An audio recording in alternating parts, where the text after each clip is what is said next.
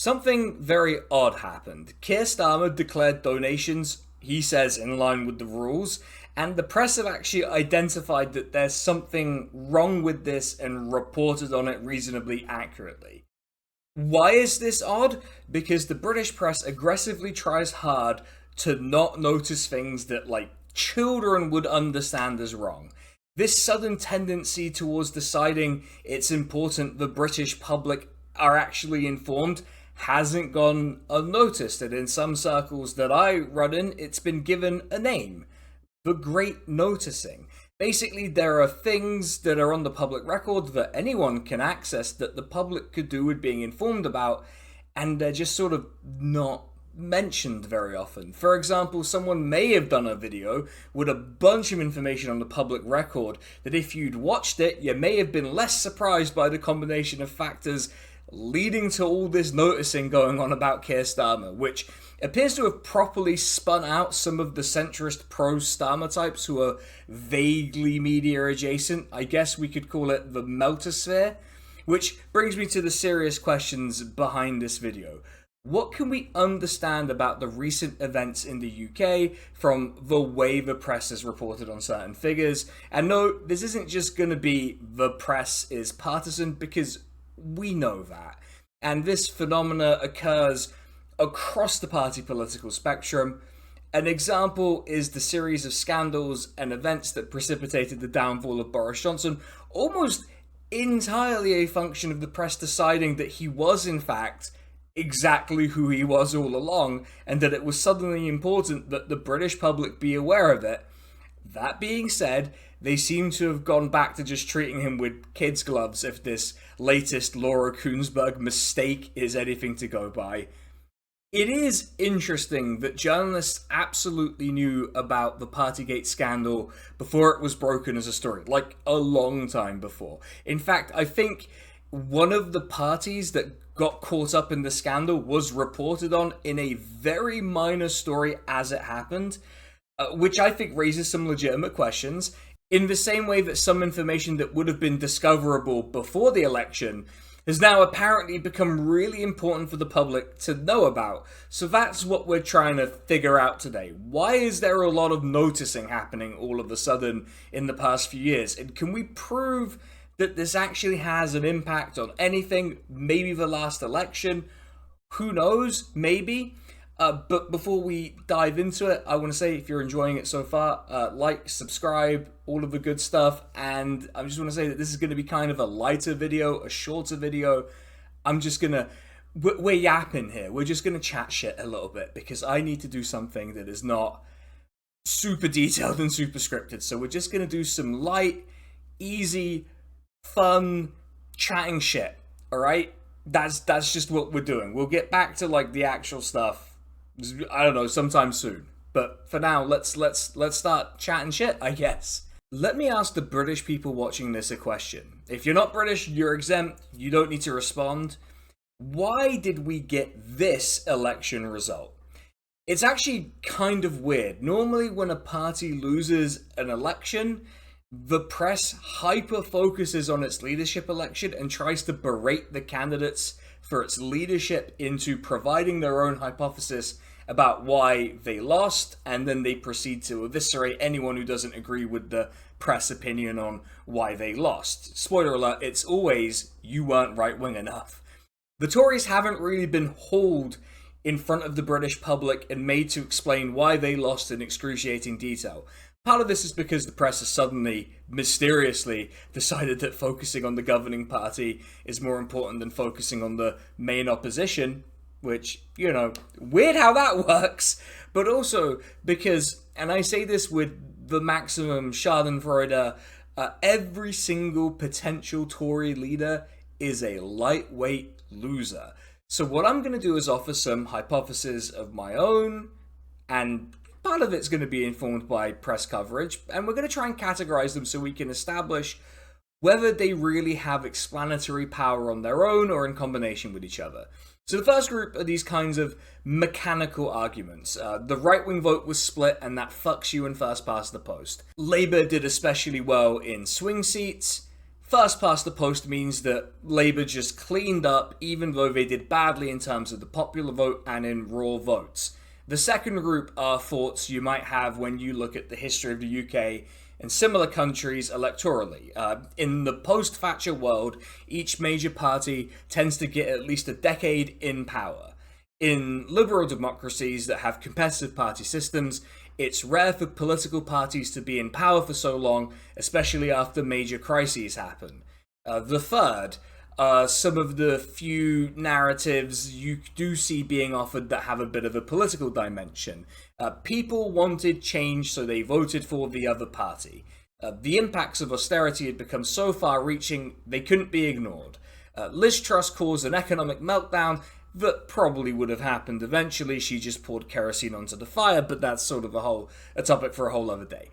Rishi Sunak was simply less popular than Keir Starmer. The public became aware of how poor the Tories' conduct in government was over the past few years and reacted negatively to that, which, yeah, that makes sense. Or Rishi Sunak decided to leave the D-Day memorial early. I want to say that if you believe any of these or a combination of these factors led to the election result, I don't think you're wrong. Like, if you think first past the post allowed a party which lost votes but went from being 10 points behind to 10 points ahead to win a massive majority, I obviously agree with that. Those mechanical arguments are more of an answer to the question how instead of why. And understanding how is obviously important because we need to know the way that our election results come about. I was going to say are generated, but that feels a bit conspiratorial minded. If you were to combine these arguments, like let's say you explain the election result by saying Rishi Sunak was really unpopular, causing the right-wing vote to split, and this fits with the post-Thatcher pattern of when governments lose power. I'd say that seems reasonably well thought out, but I'm going to play the annoying 5-year-old and ask you, why did all of those things happen? Because if you say to me, Rishi Sunak was less popular than Keir Starmer, I genuinely want you to explain why to me. For example, you might say that he reaped all of the unpopularity of the consequences of austerity and the Conservatives' general programme for the past 14 years. Great. But 1 million people had died prematurely because of austerity by 2019.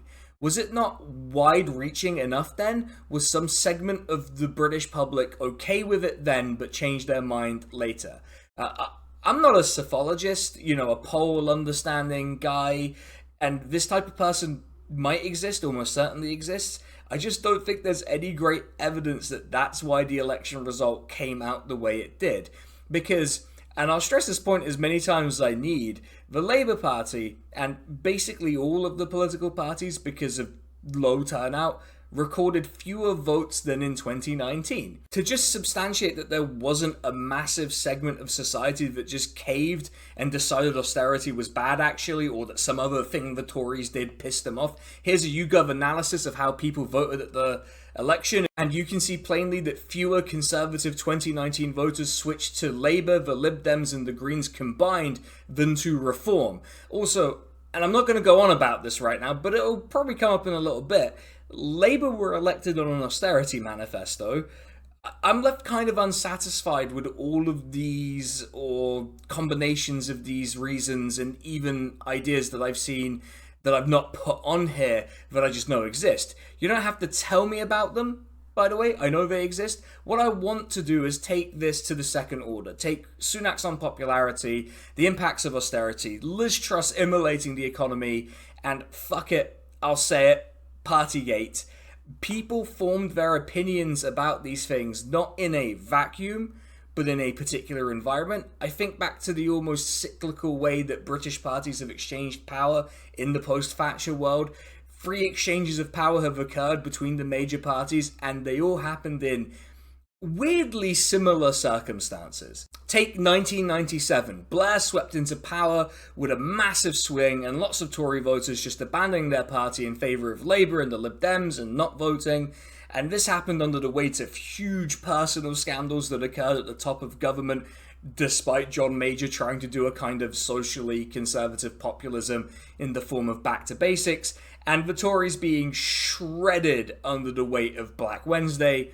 which is kind of too much of a thing to get into right now, but it basically marked the Tories as particularly economically incompetent and pretty much doomed them. So we have this combination of scandal that permeated a particular party, creating a bit of an anti-political mood, and economic mismanagement or perceived mismanagement leading to the annihilation of a governing party. This also came about with the press by and large deciding it was perhaps important and maybe unavoidable, given the way public opinion had turned, that they actually, tell the British public about these things over and over again. Like John Major doing a whole social conservative thing and then his entire cabinet all deciding that that was the time to cheat on their spouses. Look, social conservatives and doing the things they tell others not to do. Name a more iconic duo. Just try. You just can't. Although, I guess it could be argued that the changes it led to created a weirdly successful period of growth for the UK in the context of the past few decades. So if you think growth is a measure of success, there you go. But it wasn't enough for John Major to overcome getting absolutely annihilated. So fast forward to 2010. Nu metal went out of fashion and we were left with the consequences of it, like Hollywood Undead.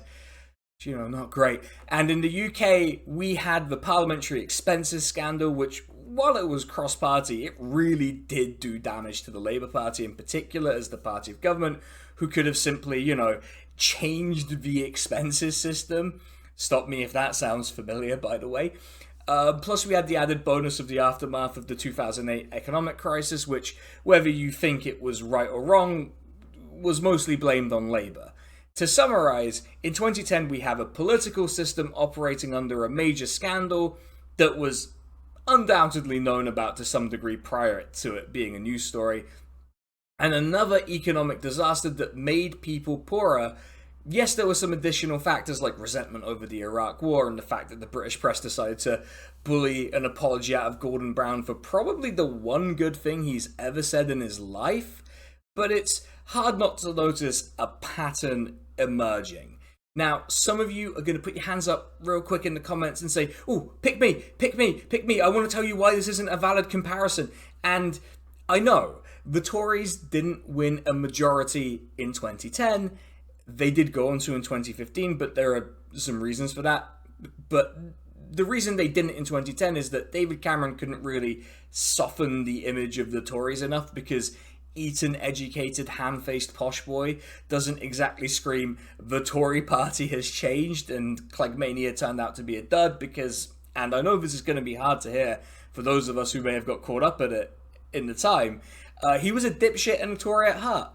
Plus, to be fair, Gordon Brown actually ran a decent campaign to avoid coming third. It was, however, Labour's worst electoral performance in terms of vote share and votes since 1983. I mean, arguably, it was the worst Labour performance since 1935, and still is, but some people are not ready to hear that or to have that conversation. Fast forward again to 2024. Dubstep was a thing for a while, and Korn did that album with Skrillex that was better than we remembered, and I went from a incredibly shy 16-year-old to 30-year-old chatting shy online, and for the first time in my adult life, the Conservative Party has lost an election. If you're not from the UK and you want a bit more background on this period of time, I mean, just all of my videos in general, but I did a series of videos about the general election, helpfully organised into a playlist that will appear before you somewhere on the screen. And the one about the Conservatives will have more detail about this stuff, but once again, the Conservative Party had a series of scandals that tarred the entire party. I think my favourite one was the MP who got kidnapped. That was pretty funny. The serious one this time was Partygate, which was a series of scandals about parties held by the Prime Minister at the time, Boris Johnson, that broke the COVID-19 restrictions that he himself implemented.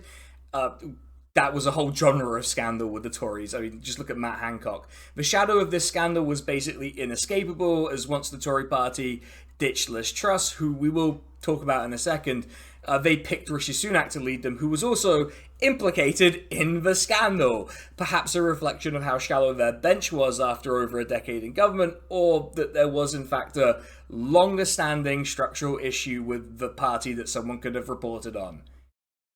Oh well, who knows. Then Liz Truss happened, and there's this tendency that even I engaged in where you divide the recent history of the Conservatives into like the pre-Liz Truss era and the post-Liz Truss era, as if the character of the institution massively changed overnight because they selected this unhinged cheese enthusiast to be their leader, which also leans into specifically blaming her for the market panic caused by her fiscal event or mini budget, whatever terminology you prefer, really. Now, this is where I have to do a very tentative defense of her, which I did in my video where I mostly marveled at how shit she was. The issues that she exposed were effectively a series of time bombs that were laid by her predecessors, and she just so happened to cut the wrong wire on all of them, and they detonated in her face, which is her fault. She played the hand that she was dealt in the worst possible way. But we once again see a combination of economic issues and a sense of scandal around the government creating the conditions for a change in ruling party. Now, that is not unusual in and of itself. If a governing party is presided over a market panic or an economic collapse while also being the sleaziest people imaginable, it's pretty reasonable to expect that government to lose an election, unless they're rigging the election, which I'm not saying they're doing here, but like, it's reasonable to expect them to lose. Something that's interesting is that these conditions, scandal and economic difficulties have happened individually and simultaneously throughout the tenures of these governments. It even happened close to elections sometimes. Yet in the past 45 years, the government has changed hands 3 times. That's 11 elections and 3 changes of government. And while that might indicate that we exist in a particularly stable period of British politics, no, we don't. We clearly don't. People were fighting in the River Thames during the EU referendum. Stable, prosperous societies aren't ones that behave like Britain, where the conditions for punishing a government seem to be endemic, and yet governments persist seemingly indefinitely. If you're not from Britain or aren't familiar with British electoral history, you might be sitting there in a country where the government changes hands like every election or every other election. I mean, if you're from Belgium, you're from a country where there often isn't a government at all. Which, I'm a little bit jealous of that, given how having one is playing out for us, not gonna lie. All of this leads me to a question. If Britain has, as you'd expect, over such a long time, had moments of political scandal and economic difficulty, and periods where these have happened at the same time, but it has this remarkably stable party political system where leading parties get at least a decade in power, how does a government manage to lose in the UK? Like, what are the conditions? What was missing in, say, 2017? The most obvious answer is that the media environment changed. Why did it change? I have some speculation on that, best saved for a little later, but the short version is that while the British press is really partisan, they're also really good at bayoneting corpses, and the Tories were, especially after Liz Truss, dead on arrival. What I particularly noticed was less that the press was biased in one way or another, because, it's the British press, of course, but that as a collective, a significant portion of them decided to accurately report the facts and did so over and over and over again. In particular, there was suddenly an interest in informing the public about corruption or the personal conduct of MPs and even the impacts of economic policies like austerity, especially as it related to the cost of living. Some of you who have watched the channel for a while might be a little confused, because whenever I talk about the British press, I talk about them as immovably biased. That's because I talk about the broad position of the professional media class as it relates to the politics that I, and hopefully you, but also it's not a big deal if you don't hold my politics for this, but that I aim to put forward to the public. When we're talking about Keir Starmer and Rishi Sunak in the 2024 election, we're not talking about 2 fundamentally different politicians. They're both versions of attempted moderation in their party, and they both cave to right-wing pressure. When we have this situation where the two major parties are relatively close politically, and we have those conditions like economic problems and scandal, then we tend to see this noticing phenomena emerge. Almost as if it's filling up the space that politics has left absent. And I want to clarify something, which is how these facts are reported on outside of the noticing period. I'm not one of those people who says, oh, the press don't talk about this, and then you reference a press outlet. I think that there are some people who do that, and it makes you look kind of stupid. What I do think is that the press doesn't talk about it proportionally to how important an issue might actually be in reality. So take, for example, the impact of austerity, the increase in poverty, the bedroom tax, the premature deaths. In the partisan world of the British press, these issues were reported on. I wouldn't say that they were reported on well, but at least it was emphasized more in the traditionally anti-Tory media, like the Daily Mirror and the Guardian. Both weren't great at it, but at least if that was all you'd read, and it was, largely factual, and there were some opinion pieces that accompanied it, like if you'd read them, you may have got the sense that, this austerity thing's kind of bad, but that clearly wasn't enough, right? That didn't persuade the British public. Right-leaning outlets would naturally report on it less. Opinion pieces would focus on other issues like, I don't fucking know, people getting angry that they saw a person with darker skin than them in a local cafe. But the basic factual information is reported on in these papers. It would just be like a single article among a whole paper, and with the move to online news and 24-hour news cycle on TV, like, where is the room for a single story in a newspaper to cut through? Incidentally, this method of covering certain issues as just a single issue in the paper, whatever, who cares about it, right? It relegates its importance, and it sort of confines political action around it to activists. And so anyone who actually cares about an issue comes off like an activist, which there's nothing wrong with. But caring about an issue had and perhaps still has a way of creating suspicion, like you're gonna get something you don't deserve out of it at the expense of someone else. Something to consider the next time you read media coverage describing someone as a trans rights activist or something like that.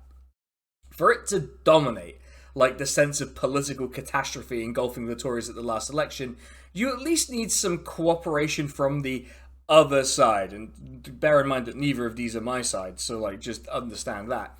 It's notable that several newspapers switched their endorsements from the Conservatives or from no specific endorsement, which was reflected in the coverage leading up to and during the election. Like, if you were surprised that The Sun endorsed Labour, like if I did I've got your nose to you, you'd actually believe that I've got your nose. Just to give some more examples, The Times and The Sun on Sunday, which is technically different, but let's be real, it's not, switched from Conservative to no endorsement, and other papers like the Sunday Times and the Financial Times just outright flipped to supporting Labour, having previously not done so, at least not in a long time. And this was obvious from their coverage. Like, you can't spring a partisan change like that on your audience. You have to prime them for it. The way to prime for this was to be more hostile or critical of the party and government, or to praise Labour. But to be honest, there wasn't really very much of that, because there wasn't much to praise them about. Basically, what it needed was a basic agreement that whatever this iteration of government was, it had run out of road, and the issues like the cost of living had gotten too severe to ignore. When journalists and right-wingers are confronted with the basic fact that the press have partisan leanings, they tend to respond in a particular way, which is to act as if the press are just a force of nature, as if people and movements that they target with their ire and obsessive coverage are just caught up in something like an earthquake. Something that no one can really help and no one can be held responsible for. Now, I want to be clear. I don't think that the various political editors of press outlets got together in a pub and over a few pints decided that it was Keir Starmer's turn to be the big boy in Downing Street. Because that doesn't explain occasions where public opinion has swung against press opinion. Like, the obvious example of this is the 2017 general election, where every newspaper basically endorsed the Tories, and Labour did really well. Something the press has is it has a degree of control over the terrain an election is for. Think of like the Sky News 2019 election coverage, which constantly referred to that election as the Brexit election. Yeah, sometimes it's just that blunt.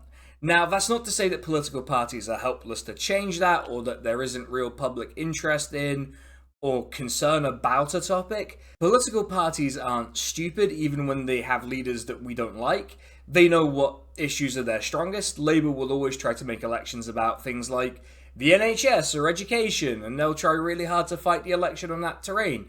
You don't have to be Julius Caesar to know that you should want to fight on the terrain that's favourable to you. You're not a mastermind for thinking of this. Only the terrain is in part out of the control of the political parties. If Labour want to talk about the NHS, but all anyone gives a shit about is immigration, that'll probably make people angrier at them and disadvantage them because that's an issue the Tories are traditionally stronger on. In fact, immigration is a great example of this. If you look at the percentage of the electorate who fought or think or thought immigration is important, you'll notice a massive drop after the Brexit referendum, which before then the press never shut the fuck up about it, and then it starts to rise when the press begins to hyper-focus on it again. You can look at this from issue to issue. Health has some pretty obvious reasons for its rise and falls, seasonality, and that whole pandemic thing. The terrain is both determined by events and on the intensity of the reporting on those events. Again, if it's just one story buried in a paper or a website, then even if it's important, who's going to think it matters outside of a dedicated group who are actually noticing things? Look, this is more me thinking out loud, this part, right? But wasn't it interesting that after a certain point there was suddenly a lot of noticing about Boris Johnson? Like, he went from he'll be Prime Minister in 2030 to out on his ass in the space of a few weeks. The terrain suddenly shifted. The Partygate scandal suddenly made personal conduct a very big fucking deal. And would you look at that, it turned out Boris Johnson was a dipshit all along. If only we could have known that before handing him a massive fucking majority. I don't know, that might have been pretty handy, British press. None of this feels like a coincidence, that suddenly a yearning for normal politics once it had become convenient to ignore COVID led to some accurate and competent reporting on a party that was reported on almost a year before the scandal became a scandal. That's not to defend Boris Johnson, obviously, like, fuck that guy, but to condemn the press. Why do we only find out about these things or have issues given this level of focus when it seems way too convenient for the press? I want to offer two insights and hypotheses here. The why isn't the important part of this video, but I feel like I did you a disservice if I didn't at least offer a thought. Firstly, just as an example, it's been revealed that Labour have no plan to continue with the second stage of the Leveson inquiry, which is an inquiry into press standards. This has led to it being revealed that two traditionally right-wing papers, the Sunday Times and The Sun, who we've already mentioned, apparently endorsed Labour when they were given private assurances it wouldn't go ahead. Now, the general direction of their coverage at least suggested that they were going to abandon the Tories anyway, and The Sun kind of just likes to go where the wind is blowing so it can keep pretending it chooses election winners. But we can't rule out, like, naked self-interest and professional self-interest. If one party is obviously knackered and on the way out, well, you need to cultivate professional and perhaps less than professional relationships with the party coming in. No matter where you sit on the political spectrum, like, people like to hear, exclusive shit. Like, if you're a journalist, that's what you do. Like, is this ethical and cool? Maybe not, but it'd be foolish not to consider it a factor here. Another is that even among the press entities that are partisanly aligned, they represent different tendencies and factions. Look, anyone who's had the misfortune of being in a British political party knows everyone fucking hates each other. Maybe even more than, like, the people outside of their party. This all leads me to my final thoughts. I don't think that if you think that list of reasons I showed you all the way back earlier in the video are sufficient to explain the election result, that you're wrong. But I do believe that thinking about how we get to these circumstances is important.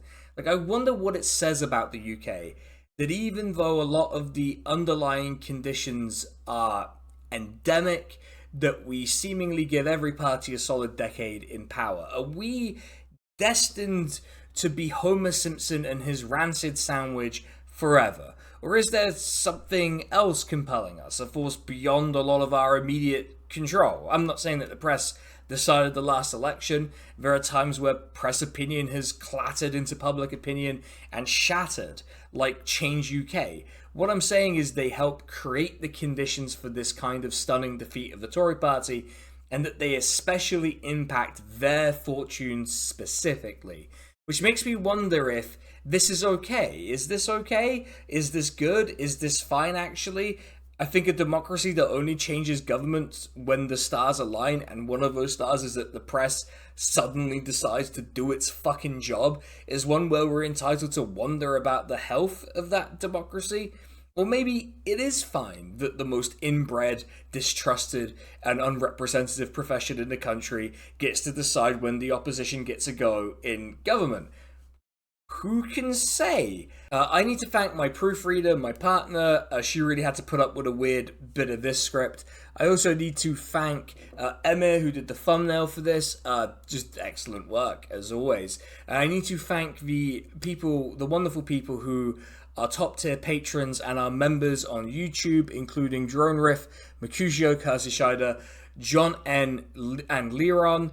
And also the YouTube members, Nadir Jiwa, Katie Marshall, and Roger Zugi. Zugi? Is that right? I guess that's right. That's what we're going with. Sorry if that's not how you say it. My apologies. But yeah, if you want to shout out, if you want to get early access to the videos, if you want to vote on the topic of the videos, like this video was decided by popular vote, then you have to go join the Patreon or the membership program here. But yeah, that's pretty much it, everyone. I guess I'm done yapping for the night, honestly. So bit of a lighter one this time, but it was fun. I hope people liked it and got something out of it. But yeah, all right, everyone.